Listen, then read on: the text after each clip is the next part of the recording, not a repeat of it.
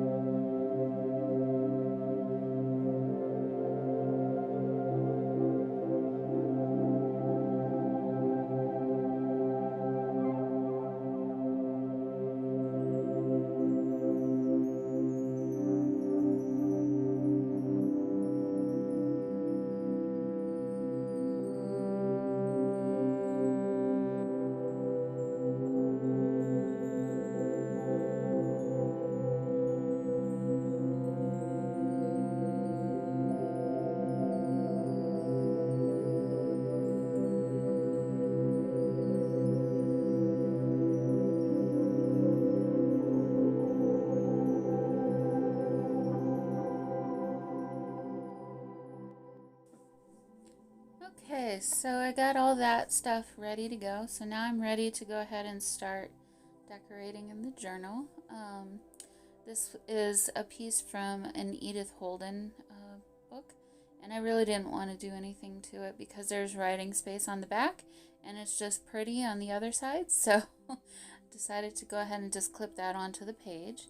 And now I'm working on that little envelope, and I realized I didn't look closely enough at first. I did the wrong flap to be open, so the little design that was on the front now is upside down, so I had to cover that with something else. So that was easy, and actually I was gonna decorate the front of that envelope anyway, so win-win in that situation. So yep, just go ahead. I went ahead and clipped that over the top of that page and called that good. And now just adding one of the definitions of the birds, or description of the birds, to that next page. And yep, so this page just needed some papers to be collaged over the top. And yeah, I'm just using, these are all just scraps from making other junk journals. Some of them are full pages that I'm tearing down. Or there you saw there's some packing paper in there as well. I love to use packing paper. But I'm just layering these up and really not thinking too much about anything right now other than filling up the space and trying to find the best things that'll do that with, and kind of just trying to make my areas smaller and smaller that I need to cover up, and finding papers that'll fit. So this one was a little bit different in the middle. I didn't like that right there where I just put the washi tape over. It had a weird join. So I decided to use some washi tape to cover that up, and then realized I had a piece of washi tape smack dab in the middle of the page. So now it's an opportunity to decorate a little bit more. So added a little bit more washi because I thought, well, I'll just use this bird to cover up the other piece of paper that I need to cover, and it needed to be just a little bit higher, so added that. And then threes work better as far as design goes, so I added a third little piece of washi tape. And then down there in that left corner, I thought, well, there's an opportunity for some more washi tape, so let's add some more. And then I have, this is a quote from Nick the Booksmith. It's a digital print from her, and it's a definition for the word quill. So I thought that would look nice down there, so I'm just adding a little bit more washi tape to kind of give it a little bit more interest, and glue that down.